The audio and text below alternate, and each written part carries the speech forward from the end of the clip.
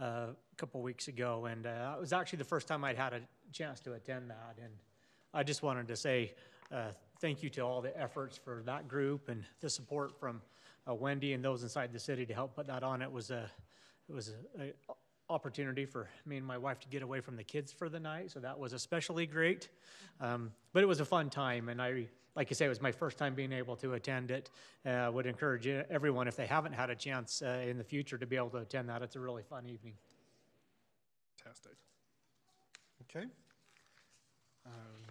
We'll move on to any board reports. I have one. Had the opportunity last week to go with the Youth City Council up to Logan to the convention that we had up there with the cities from around the state. We convened with other youth city councils from around the state. First of all, in way of recognition, we had one of our students, the Utah Association of Youth City Councils offered a scholarship this year, and there were about 30 cities that participate in this across the state, and they select 2 students from the city councils out of those 30 cities. So several hundred kids participate in this, and one of our youth was selected to be a recipient of one of the scholarships. Her name is Kayla Hyatt. She's actually serving as our Youth City Council mayor, so congratulations to her on that great accomplishment for a scholarship towards furthering her education. I will just tell you that there has been some question on whether or not our youth should participate in this. It did increase our budget over the Youth City Council, and I can just tell you for sure it's worth it. These kids go to this activity to further their leadership skills. They give us these little books that have the speakers in them and gives places to take notes. And the theme this year was, it's spelt impossible, but if you put a little apostrophe after the I in impossible, it now becomes I'm possible.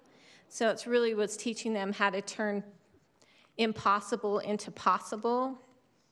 So, and there were some great speakers. I wanted to hurry and tell you a little bit about what a couple of them said. One of the speakers, he says, your impossible is the limit of your belief. And these are obviously great things for all of us to learn, and learn that the only thing that makes it impossible is just the limit of our belief. And then one of the other speakers said, it's not about being the best in the world, it's about being the best for the world. So really great lessons for all of us to improve our lives and the lives of those around us. So I appreciate the citizens of Harriman allowing this opportunity for these youth, and really it's an investment in our future and training future leaders. Thank you. Appreciate that feedback, and I know we all support that program. All right, we will move on to item 8.1, Jordan School District Introduction of a New School Principals. Dr. Johnson.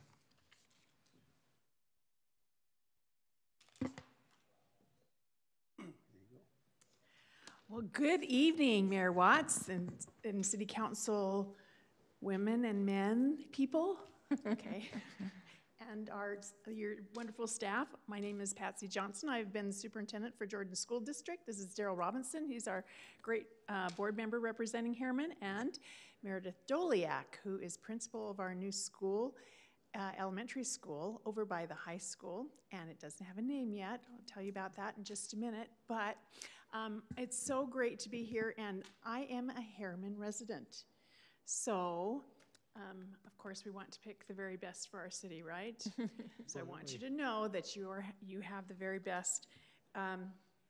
Mike Kochever have you met him before? He is principal of the new high school. He had another activity right before this, so I'll invite him back. Maybe it won't be so close next time. But Meredith comes to us from Monte Vista Elementary. She was principal over there in South Jordan. And Brett Wood, remember Shelley Davis? Oh, absolutely. Best friends. Meredith's best friends with Shelley. Is that right? You got that right, right? Right. Miss Shelley, she was phenomenal out here. So if you are close to her, we're getting a wonderful principal out of them. So the new school is projected at 495 students. And already, she tells me in the kindergarten, she's supposed to have 60, or 64 is what's projected, and they've already had 60 sign up. So, you know that area over there by the new high school, it's just growing very quickly. So we don't know. We might be bigger than 495. But she's up for the challenge, and she's been a terrific principal over at Monte Vista with the dual language immersion program. And last night at the board meeting, we had several nominations that had come in from the first survey. Did you all receive that first survey? Oh, you did. Great. Awesome. Because we had another city that had not received that. So We like this city. yeah. So that's narrowed down to 5 names now, and the second survey will go out. And so the 5 names have been narrowed down to Mountain Crest, Ridge View, Step Mountain, Sentinel Hills, and Wasatch View. And so that goes out tomorrow morning. So expect to see another survey and participate in that. We're really excited about that. And other accomplishments is we have over 53,000 students in the Jordan School District. We just continue to grow and grow and grow. And every summer during that parade, I know that we're growing because it is the sidewalks are just packed with young people. And it gives me a heart attack every time I go down that dip and back up again because there's just so many young people. But I want you to know from the Jordan School District that they are getting a terrific education. People like Meredith continue to be hired right and left, teachers, classified, principals, because they have the right heart to work on this side of the valley. They're excellent people, and it's been just a privilege to be able to love and lead them. Gerald, did you have anything that you wanted to say? No, we just want to thank you for your support and thank Dr. Johnson for her support and what she's done for our district. I think it'd be okay for me to say that she's going to retire here at the end of the school year, which is going to be really, really hard. And as hard as it is to build a new school, it will be very hard to replace her. And our district's in better hands now than when she took over, and we're really grateful for her leadership. So. Thank you. Well, I would just like to say I'm very excited to be here. I've already met. I got to meet you as we planned for our safe walking route. So Blake was very helpful with that, and I've had such a great experience and heard such wonderful things about Harriman. So I'm so happy to be here. We've gotten to see the progress on the school recently, and it's really making a lot of progress. It's going to be beautiful. And I just am thrilled to be here and look forward to working with all of you. So thank you. Thank you. Welcome. Do you have any questions for us? No, welcome to the community. We're happy to have you. All right, we will move on to item 8.2, Animal Services Annual Report.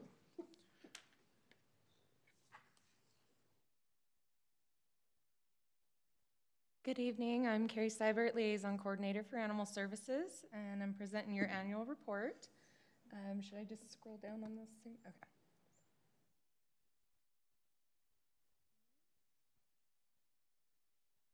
Do you have it? Oh. They don't want you to give your presentation, I apparently. know. We want to see it. Oh, there we go. All right, I'll scroll down to the director's notes and just highlight a few things that we did this year. So it was a new year of new ideas, new implementations. We did promote 4 new field sergeants. There to help streamline our field department, get out to calls a lot easier, streamline a lot of the processes and procedures when dispatched out to these calls. And so they've been a great addition to our field team. We also had a huge step in getting the county council to approve microchips for across the county as a generally funded item, so that does not come out of your contract. It goes in as a generally funded item through Salt Lake County, so it is free for everybody within Salt Lake County, not just within our jurisdictions. and it has been vital to get animals back to their homes. So that was a huge achievement for us. We also added in our new advisory committee, which Justin Edwards serves on, and he's been great to work with. With this advisory committee, we really wanted to take into account all of our jurisdictions, how you feel we are doing, have you have a say in how our programs are, our budgets, how we are better serving our residents. So each jurisdiction has a spot on the board. So everybody is all on the same page, everybody gets their input in, and Justin's representing your community very well. We also had a huge breakthrough with volunteers. We had with over 14,000 animals entering into our shelter. This is not just through intake where they come in as a stray and go through that whole process.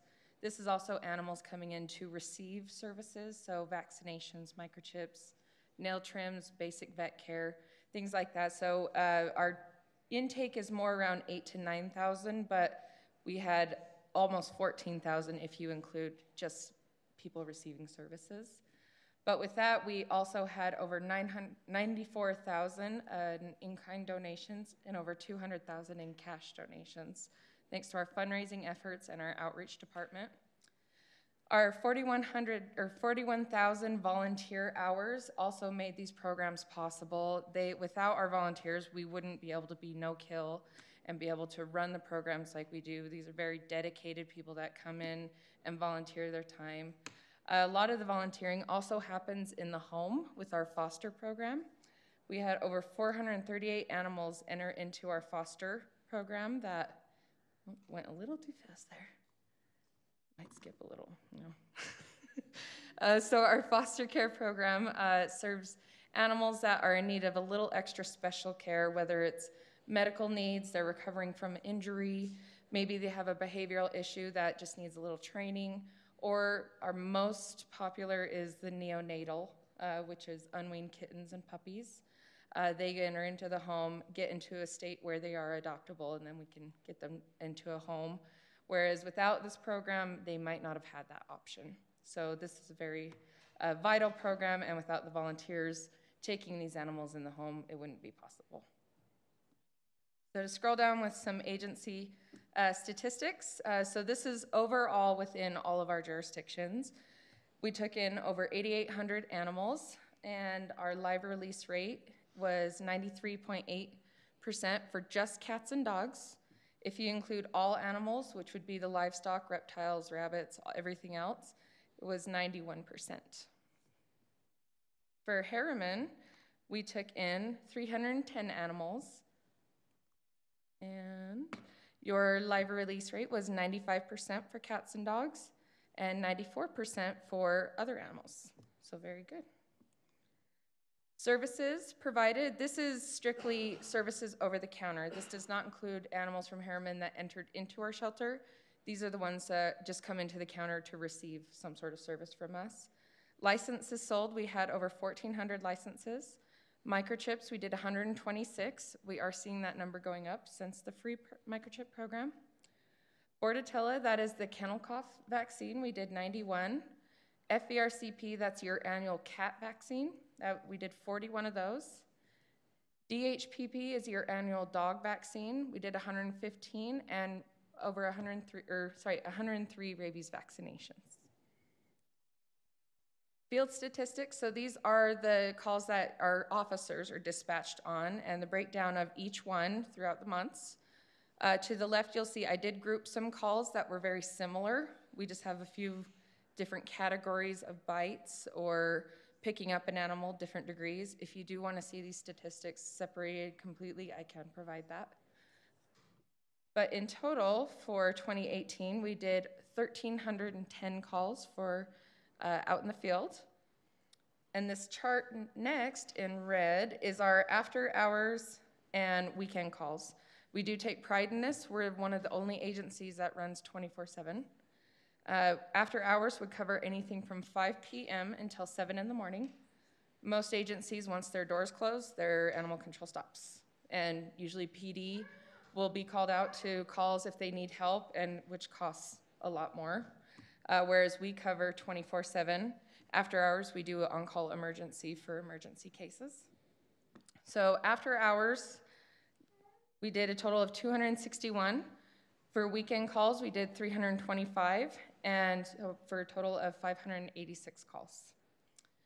The blue table shows our response times in minutes. We just chose our top 3 priorities.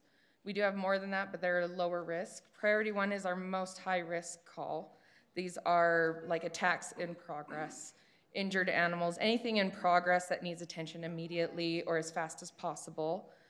Our average response time was 28 minutes. Priority 2 goes, it's a lower priority, so 44 minutes. And priority 3 goes even lower in risk. What's an example? Priority 1, you said an active dog bite. What's 2 and 3? So priority 2 could be, it could still be an animal bite, but it's already happened. So it's past tense. We still need to go out, take a report, get all the statements, make sure the victim is okay, get all that, but it's already happened, so there's nothing in progress at that point. Priority 3 could be a delayed report, say, so maybe it'd be the same call, but they're not gonna be home until like 5 p.m., so we'll go out later and get that information. So it just goes down in risk as the calls go. And that total was 71 minutes for priority 3. We do like to highlight some of our employees. In your first, second, and third quarters, we did highlight a few other employees employees of the month. For fourth quarter, we have Dr. Dawn Kelly. She is not only our clinic manager, but also our lead veterinarian. She runs not only the clinic, but also what we call the back staff or shelter staff.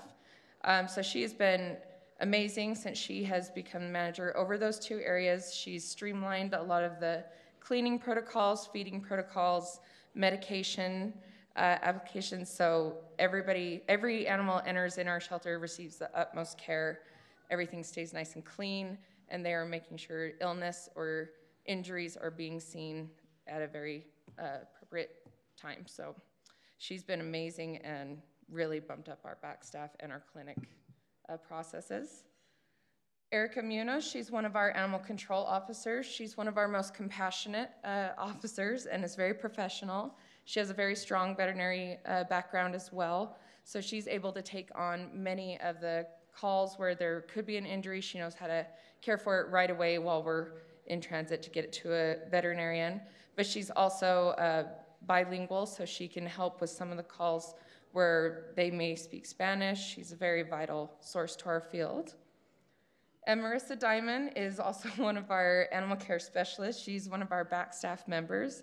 This is one of the most physical jobs where they are caring for the animals, feeding them, exercising them, doing get acquainteds, and her animals come first, so she will work hard and work fast to make sure those animals get the best care.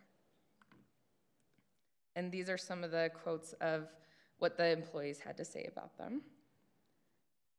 And this is all available on your share drive as well if you wanted to take a more in-depth look.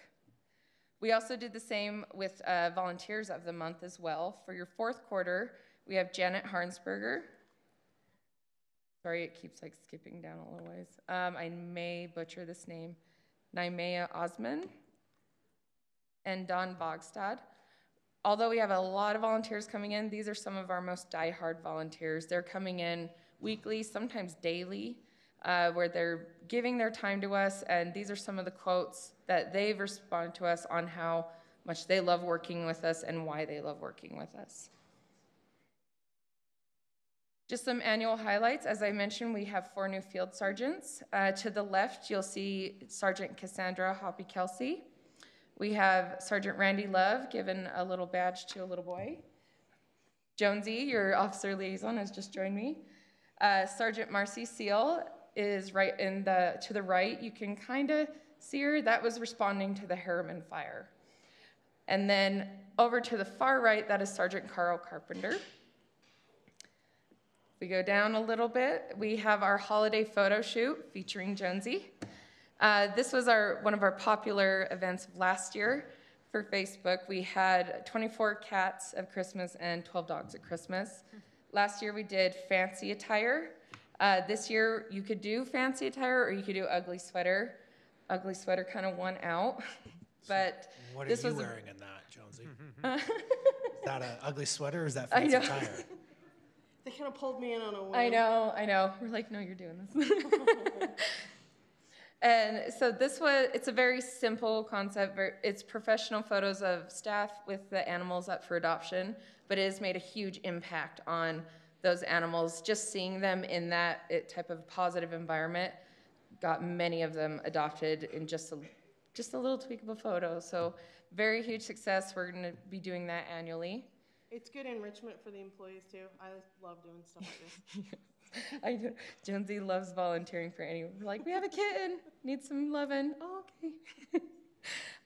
Right below that was Giving Tuesday. This was one of our successful fundraising events. This year we did a little friendly competition of cats versus dogs. Who could raise the most money? Dogs won. But we did have little events at differing vendors that are also partners with our agency. So we had a cat event at Tinker's Cat Cafe, and we had a dog event at Roja Brewing Project. Together they raised over $11,000, which just goes right back into our programs. Annual events, these are just some of the events that we held this year. Keep skipping, but you'll see Tats for Cats is our first one. Many of our own employees even got little tattoos, including Jonesy, where part of the proceeds did go back into our programs. If you see to the right, we had a line clear out the door. It was so popular, we are repeating that this year, and it's coming up in April, I believe, Tats for Cats, and then we also have Tats for Tails, the dog version. So again, hugely successful. Even our own director got a little tattoo as well. We're going to nominate Councilman Henderson to get the tat Absolutely, for support. absolutely. So he's not here. I'm sure he'll be fine with it. You get to pick what he gets and where. I just need a It'd be second. awesome. He can get a dog and a cat. Both I just want him to get a tattoo. But we the can dog set and the that cat up. is good too. Yep. I've said this before, but I want to say again, you are so creative in your agency. Your events are fun. You use a lot of humor. So I enjoy hearing your report because you just always are doing something amazingly clever and fun. So well done. There's never a dull moment with animal services, that's for sure. I think Justin can attest to that. Next down, we also have our Snuggle with Adoptable Pets. This is where we come out to city halls, the government center, bring a few animals, have our program information available. It's a lot of, we do adoptions there, we do give out a lot of information, but it's also a little stress relief for the staff. As you'll see with many of the photos, it's actually the city staff that come in and get to play with the animals. We do also do this for the U of U. When they're doing their finals week, we'll have a de-stress event where we'll go up and take some dogs so they can take their minds off the test. Is that a picture right there of you in our lobby? Of where, sorry? That one with the dog laying on the ground, that's you guys in our lobby. And I believe so, yes. And yes. yes, our employees love, including myself, love to play with those animals when they show up. Oh yeah. That's one of our popular events for sure. And it's a very simple event, but it does make a huge impact. Otherwise known as low productivity pet day around here. And humane education, this is one of our most important programs. We go out to hundreds of schools around the valley and teach to children, especially with the latest events that have occurred. This has been a vital program. What we want to do is get these youth, get them trained on how to handle an animal, how to approach an animal, what to do if one approaches you, how to read body language, try to get that bite prevention education where they're at such an impressionable age, but also teaching them responsible pet ownership so they become great pet owners. But we've gone to hundreds of schools. We also have a few dog helpers, as you see. To the left is Yosemite. He is a trained therapy dog. And we have Betty to the right, who is a very happy, very, very chubby, wiggly little pitty that loves kids. And we do have more of these pictures on your share drive as well. There's an awesome action shot of Betty just getting a little girl right in the face. It's amazing. And I've done several of these events at the schools and taken my service dog that I have as well, and they're some of my favorite events to do. Yes, the kids, they come up with a lot of good stuff. But we've also gone to corporations. We've done the Postal Service, police departments, a whole bunch that anytime you're a high risk bite, then we want to be sure that you have the tools capable Chief, you want to have a dog handling come? it. We could come out. Want to have a yeah. dog come out and teach the officers?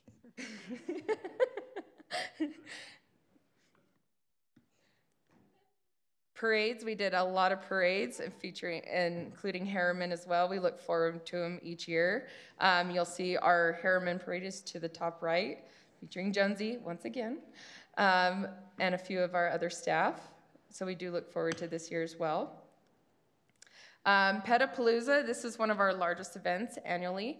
It's the largest adoption event that we host. We have it at the Viridian Event Center. We keep outdoing ourselves each year. This last year, we had over 60 sponsors. We had Capital Broadcasting. We had media out there. We had Roja Brewing doing a beer garden. We had over 50 vendors. We had rescue agencies, other animal control agencies coming out. It was a huge, huge event. Live entertainment, food trucks. We did over 100 adoptions. And this year, we're just amping it up even more. We even have a car show nailed down, so we just keep adding to it each year. And as you see, I love the picture to the bottom, to the right. That was a little dog that attended it, that went through the course of lore, chasing the little reel, and he obviously loved it. Most of them cheated and cut across. It's amazing to watch. And our Spaghetti fundraiser, this was our biggest fundraising event that we had. It was at Tony Caputo's. Again, we had, I believe, over 60 sponsors for this as well.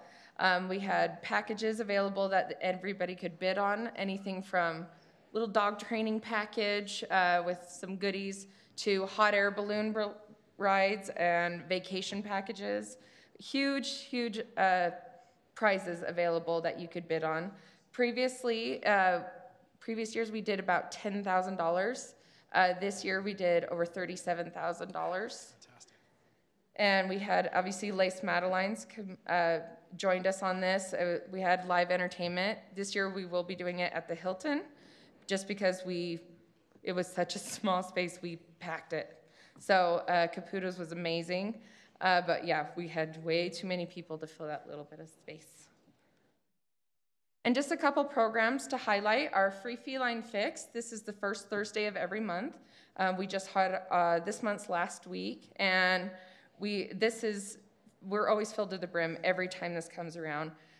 We take the first 40 cats that enter our shelter. This could be feral cats, it could be owned cats, it doesn't matter, and they get free vaccinations, microchips, and spay or neuter. We do ask that they license if they are an owned animal, of course. If they're feral, then they go under the community cat, but they still get fixed and everything before being released. But this last one, we were filled to the brim. Everybody showed up. We even scheduled into this next month. So very popular program, but it helps stabilize that cat population. And then our next one isn't talked about as much, but it is crucial. It's our Safe Haven program. These are for citizens that are undergoing maybe sudden hospitalization or maybe in a domestic violence situation, where they need to get out of their current conditions and get to a different spot. We have the appropriate agencies, many times law enforcement, referring them to us, because while they're getting stabilized and getting into a healthy situation, a lot of times they do have pets. It's one burden that a lot of times they just don't know what to do. So we'll take those pets in, we'll care for them. We have specialized foster homes that will take them in until they get to a healthy spot and we can reunite them. So it's one less thing off their back so they can focus on themselves while we take care of their little four-legged family friends.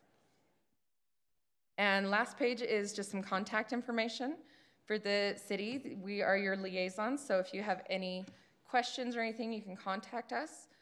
We do ask the public if they are encountering a situation to still call dispatch so they can get directed to an officer or the appropriate person within our staff. Do you have any questions? Keep up the good work, and we look forward to your fun event titles next time. Awesome, Pressure's- thank you. I'll Keep raising the bar. We so. will, we will. We appreciate everything. Thank Thank you for you your so work. much. Appreciate it. Thanks for being here. Now, it was pointed out to me that I made a mistake, and I apologize for that. I skipped the public comment section of our meeting. We'll get back to that in just a minute before we take any formal action, but I think our next item is what most of you are here for. So we will move on to 8.3, Life Saving Award, that we'll hear from our Fire Chief, Riley Pilgrim.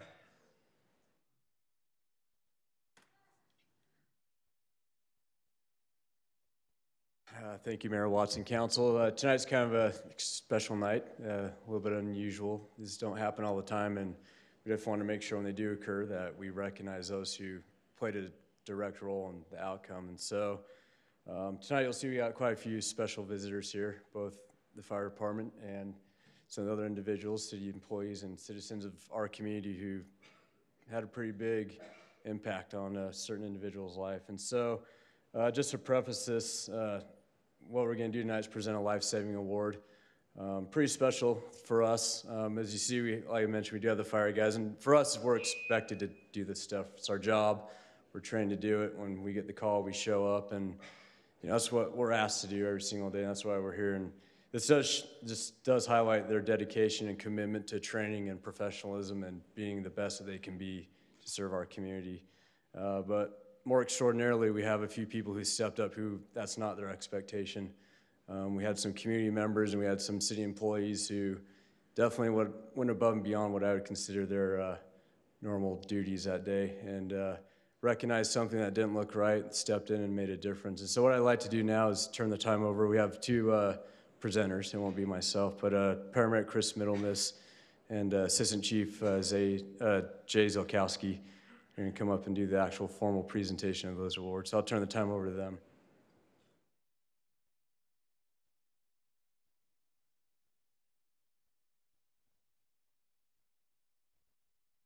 Good evening. I'll just give you guys a brief overview of the actions that took place on February 6th of 2019 during the huge snowstorm that we had.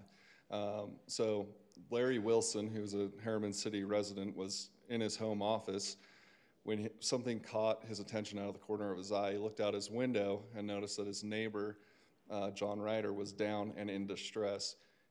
At that point, he made a decision to spring into immediate action, had his wife dial 911, and then he went out and performed CPR to John. And then John's wife came out and provided rescue breathing for her husband, and the snowplow drivers happened to be plowing the street that day and noticed that someone was in distress. They had both recently received CPR training from Unified Fire Authority, and they stopped, got out, and helped with the CPR efforts. Also, the Harriman City police officers assisted the ambulance in their transport to the hospital during that storm, ensuring that the patient made it there safely. So we would like to recognize these individuals tonight for their heroism.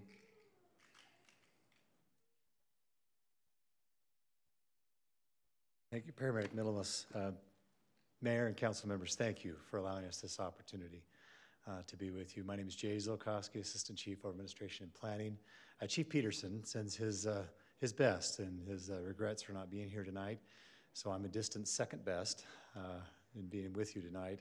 And again, we appreciate it. It takes, as Chief Pilgrim mentioned, these are special opportunities. We go into the fire service and into public safety to make a difference, obviously, in people's lives.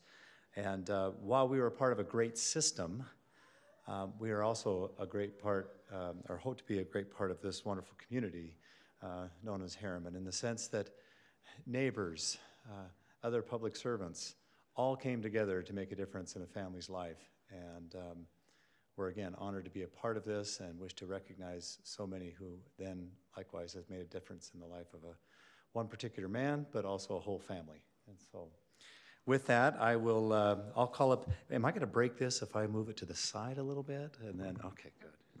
I didn't want to be labeled as a typical firefighter breaking things more than, so, okay. We've there got we our go. own, it's all right. All right, so this way I can face both those that are receiving the awards.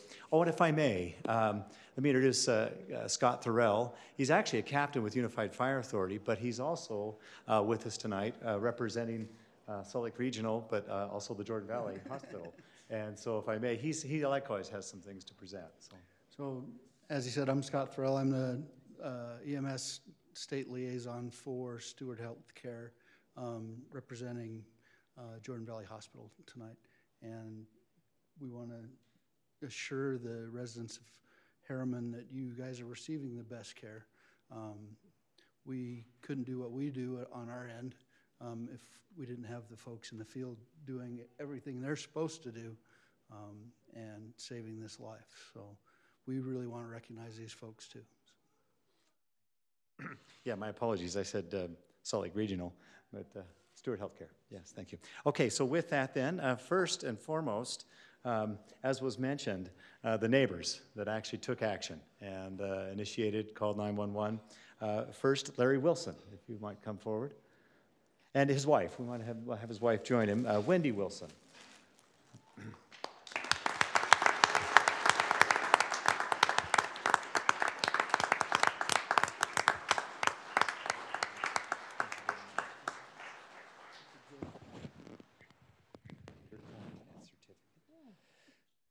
For your lovely wife.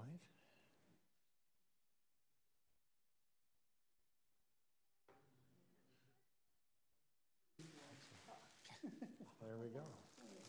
All right, excellent.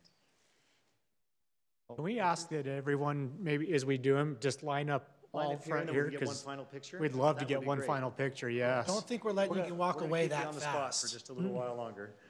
So You can stand right here, that would be great. Block us. Yeah. Perfect, perfect. And next up, the spouse to our patient. I'm sure this is a very unnerving moment for her and her life. And just the brief introduction I had before coming into the meeting, she is so grateful and so thankful. But likewise, we are thankful for her and her composure well enough to help activate all of us. So Sherry Ryder, and thank you.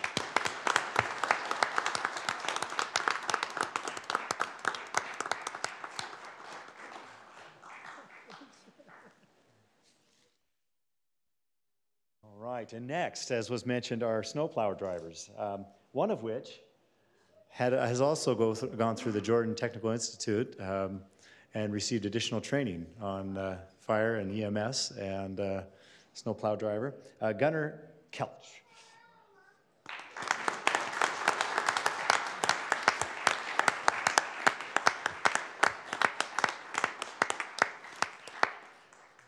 And Travis Dinger. And he's our student.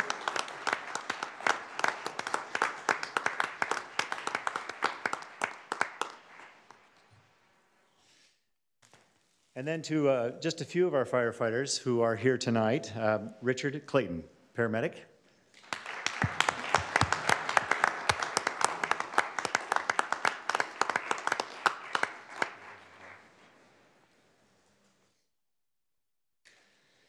Captain Whittison, Anthony Whittison.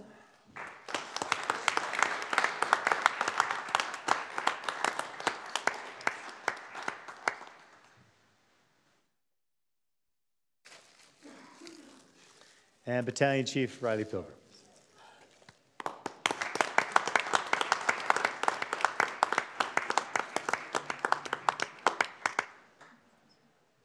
And if I may, I'll read the names of others that were involved in public safety. From Unified Fire, Stephanie Stromdoffer, paramedic Sean Kinney, paramedic Heather Best, and engineer Mike Bagley. And then I also have from UPD, Dustin Olzak and Kim Martin. I'm presuming neither. Is Dustin here? Yep, and he's Dustin, from come Harriman on Police forward, Department. please.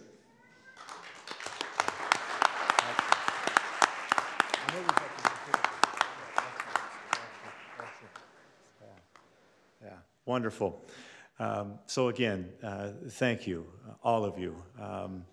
You've made a difference, certainly. Where's our patient? I don't know if he cares to make himself known, or oh, it looks like he's taking care of a bloody nose. Certainly, but isn't this wonderful? He's here and with us.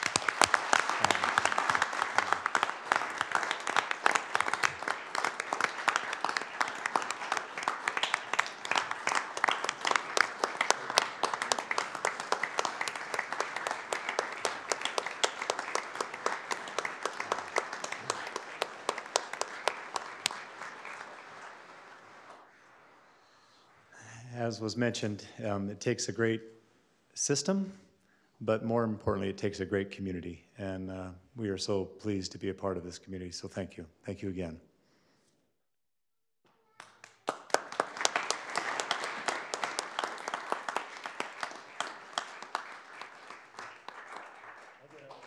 And if it'd be okay with all of you, we would love to come take a picture with all of you.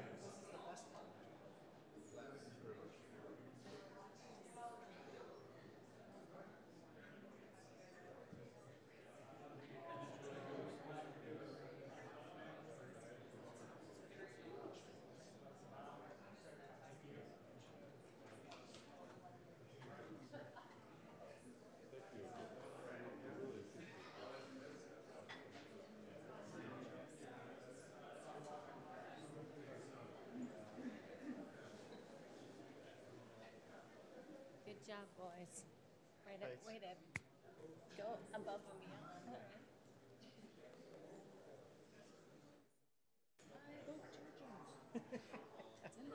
Yep.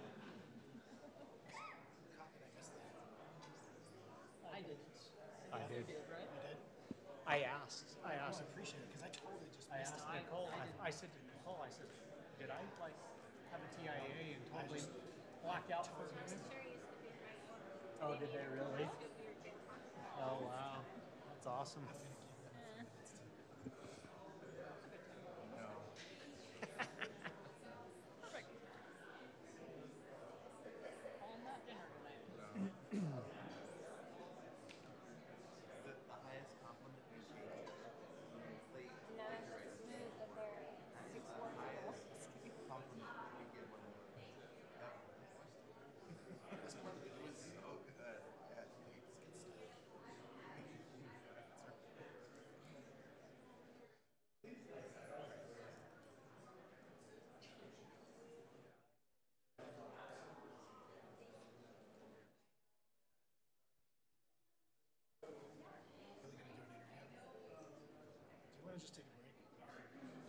Let's just go ahead. So we're going to go ahead and take a 5-minute break before we resume. So please feel free to chat for a few minutes, and we'll be back in just a couple minutes. Thank you.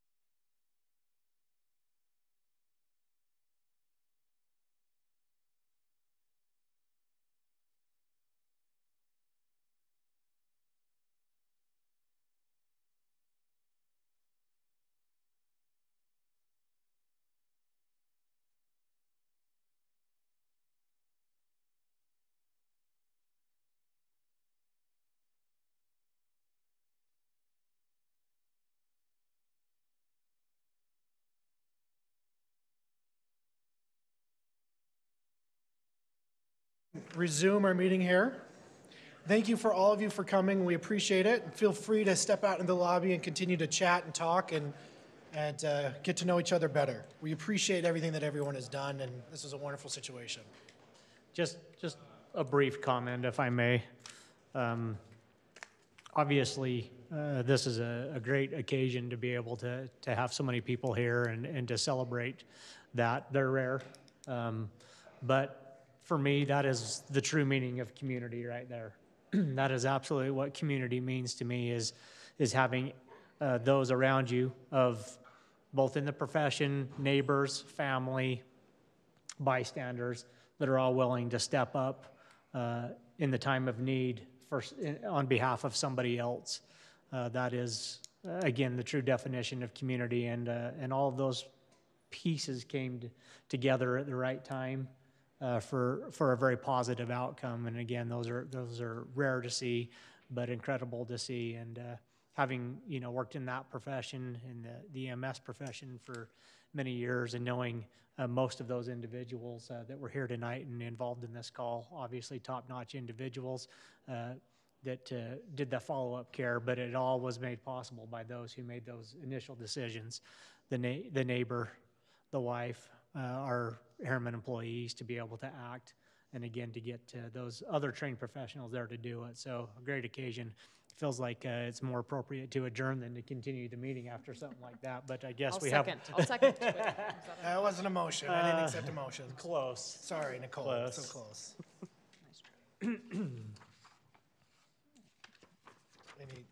Any further comments or questions? I couldn't say it any better than Councilman Smith just said. So that was fantastic, and you're right. That's exactly what our community is and should be. And fantastic. All right. We will go ahead and skip back to item 6, which I did miss earlier, which is the public comment section of our meeting. Audience members may bring any item to the mayor and council's attention. Comments will be limited to 2 minutes, and state law does prohibit the council from acting on items that do not appear on the agenda. So if there's any one of the 2 members of the public left that would like to make a comment, you're welcome to do so at this time. Okay. It's good to see you guys. Great to be one of the 2 people here.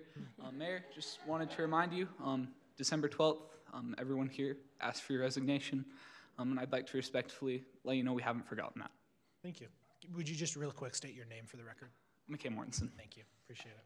Thanks, McKay. All right, seeing no further comment, we will go ahead and move on to our consent agenda, which I will accept a motion for. Mayor, I'll make a motion to approve the consent agenda as written. I will second. Okay, I have a motion, a second. Sherry? Yes. Clint? Yes. Nicole? Yes. I vote yes, that motion passes.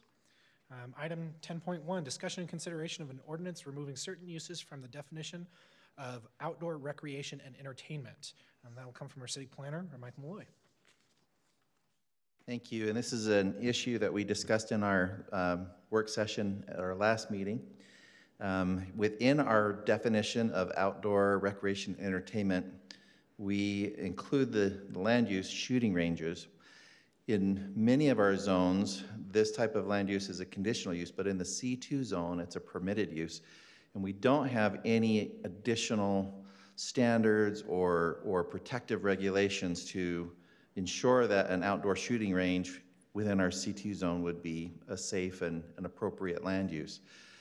So it was proposed by the Planning Commission that we remove this, the shooting ranges from this definition, with the understanding that we would research what would be appropriate measures to regulate this land use and reintroduce it as a separate individual land use within our zoning code. So that is what is before you tonight. We did have a public hearing on this, and again, the Planning Commission did make this recommendation to you. And just to clarify, just so that maybe our residents understand one of the reasons why we're doing this, this basically would permit, as it stood, would permit an outdoor gun range next to a grocery store. Exactly. And so we are removing that so that we don't have that conflict, but we are not, in my opinion, we're not doing this intentionally to prevent a shooting range from coming to the city at all. Right, it is our intention, and the City Council, in addition to the Planning Commission, during our work session, you had directed staff to work on that, and we'll bring that back to you as a future amendment. And I think it's also worth pointing out that along with obviously the potential conflicts there is that we currently don't have any standards to govern that. And that is one of the things that we've tried to really focus on, is having a standard before, for any of our uses, to make sure that we appropriately put them where they should go and have the right precautions in place. So. Any further questions for our city planner? No, I'll make a motion to approve ordinance 2019-05, authorizing a text change to the Land Development Code to amend the definition of outdoor recreation and entertainment. Motion? I will second. Motion is second. Nicole? Yes. Clint? Yes. Sherry? Yes. And I will vote yes. That motion passes. Item 10.2, discussion and consideration of an ordinance approving a request to rezone 22.87 acres from A1 to Auto Mall Special District and C2. While that's not right on the agenda, it is intended to be and C2. Located at or near 4950 West, 126 South. Thank you. This was heard last week by the Planning Commission. This is a continuation of a larger effort to attract a potential auto mall development here in the city of Harriman. The parcels that are highlighted in blue in the center of this map are the areas that are being proposed tonight.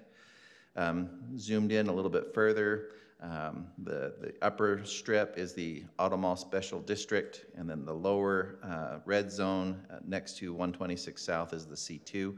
The C2 is about 3 acres in size, and then the Auto Mall is approximately 20 acres in size. This is, as I mentioned, part of a larger effort. These are the previous rezones that the City Council has recently considered. The blue area is the Auto Mall District, and then again the red budding the highway, and 126 is the C2 zone. So this is consistent with that previous effort. You'll also notice in this map that we are anticipating a future rezone west of the Main Street, Harriman Main Street extension that would also extend C2 zoning, but that's not presently in place. Currently that is not zoned commercial. When we've reached out to the community, we've been showing just kind of a concept of what this auto mall might lay out. Again, showing commercial along 126 South, more general commercial that are supportive or complementary land uses to the auto mall. And we've had some comments, although we received fewer comments through this last review of this particular request. But again, there's just a concern about residents to the west of the proposed Harriman Main Street extension, and questioning whether or not the auto mall is an intensive land use that may cause some concerns or some potential conflicts. The auto mall has the same lighting and buffering standards that we would require of any commercial use that happens in this zone. We don't have an hours restriction. For example, if we had a Super Walmart or something else, a large big box retailer in this area, they could operate with parking lot lights all night long. So there are similar land uses that would have been allowed in a C2 zone, similar to a... require a lighting plan, correct? So we do require a lighting plan. There is a current requirement for all of our commercial zones that we have a full cutoff lighting control plan at the property line. And there are also the ability to further regulate. Every project that comes through in this site will also go through an additional site plan review before the Planning Commission. So this is a large cross-section of that road. You can see we're planning for some very large buffers that will be planted, and will create some additional screening as a break. So this is very unusual to see 28 feet of landscaping on either side of the Main Street accession. So there'll be quite a bit of opportunity to buffer or mitigate those potential impacts. So again, this was recommended for approval by the Planning Commission to you for consideration. I just have one procedural question for our attorney. Being that it looks like we didn't notice the C2 portion of the zoning change, that shouldn't stop us from making that change, because we did notice a zoning change. Yes, in fact, I think the actual notice is correct. Okay. Yeah, and I verified that as well, John. All right. Michael, quick question, or I guess just a point for you to clarify, is the new Main Street alignment that's part of this area, this cross-section you just showed, and the buffering there Right. also contains our preserved potential alignment for light rail or Correct. tracks in the future as well. So that's why, I mean, I just want to say, I think we've done a lot of forethought and planning, especially in this area, and recognizing that there is residential in this area. And we knew that we wanted some type of retail there, obviously, along the frontage of Mountain View corridor. And so there's been a lot of thought put into this, how to buffer that appropriately so that we did not significantly impact that. And again, to recognize, you show a very large cross-section of road width there currently, but again, we're hoping that in the future that will hold our tracks alignment as it comes into the city. Right. So I think there's a lot of good things, and I certainly appreciate the concerns that are raised by the residents. It's always, when you're there first and things start to change around you, well, it certainly makes it have concerns and feel different. But I think we have done a good job in being aware of those concerns and trying to plan and address them appropriately as we move forward. Mayor, just a quick thought as well. I think that this also addresses two additional concerns that we've heard from the residents consistently, and one of course is economic development, the need to drive sales tax revenue here. This is certainly something that would be a wonderful project for the long-term generation of sales tax revenue. So it meets it on that front. And then secondarily, I can't even remember what my second point was going to be. Maybe the removal of the residential. Yes, thank you. Well, you're right on it. Go. Thank you. That was it. You are really Philosophically, as a council, we have discussed, when you look at the sheer housing explosion that we've had in Harriman, with more than our share of high density that we've put in here, philosophically, as we came together as a new council, one element that we all agreed on and I think have forged ahead really consistently is looking for ways to take land away from future residential development and start to get closer to the balance we want as a community. One of those being, of course, sales tax, revenue generators, job creation, those types of things. So what you'll see from this council moving forward is those types of projects that take the tracts of land and look for alternate uses to balance out the really heavy residential growth that we've had. Thank you, Sherry, for reading my mind. That was it. Thank you very much for your work. It's exciting. All right. Any further discussion by the council? No, but I'll make a motion. Fantastic. Okay, I'll make a motion to approve ordinance 2019-06 to authorize a zoning map amendment to rezone property located at or near 4950 West, 126 South from A1 Agricultural to AMSD Auto Mall Special District and C2 Commercial. I'll second. I have a motion, a second. Clint? Yes. Sherry? Yes. Nicole? Yes. And I will vote yes, that motion passes. That brings us to the end of our general meeting. Just for the public's notice, our next Planning Commission meeting will be February 21st at 7 p.m. We have canceled our March 27th City Council meeting. If there is a need to bring that back, we will notice the public through the normal channels. But as of this time, that meeting has been canceled. On March 19th, the Harriman Police Department Youth Academies Youth Citizens Academy graduation will be held here in the community room at 6 p.m. And on March 25th, the Juniper Canyon Recreation Area Open House, which is a new recreation area that we discussed in our work meeting earlier today that you're welcome to go back and watch later, will be from 5 to 7:30 on that date. May I also interject? Tomorrow, we also have an open house tomorrow on March 14th at 6 p.m. for the stormwater user fee. Yes, thank you. That is also tomorrow. And then just something real quick for our residents to be aware of if they are not already, the Olympia Hills project is being brought back to the county. It's going to affect our community. And the developer is having an open house tonight at which we wanted to excuse Councilman Henderson, who is attending that, so he can get some information for us, even though it's not within our city limits at this time. But they're having another one tomorrow in South Jordan. And so if our residents would like to get more information about that project and provide input, you know, if possible, that would be a time to do that. We would encourage you to do that as well. Do we know the location of that one? Find the name of the elementary school. Do we know, Tammy? Do we know the name of the elementary school that we will post it online? Yeah, we've put information on our social channels. Okay. Okay. It's Golden Fields Elementary. It's Golden Fields. Elementary in South Jordan. Thank you. So please feel free to go to that, and if you get as much information as possible, we will be continuing to follow that very closely as that project develops. Other than that, I will accept a motion to adjourn our general meeting and move back into work meeting. So moved. Second. Motion is second. All in favor? Aye. We are adjourned.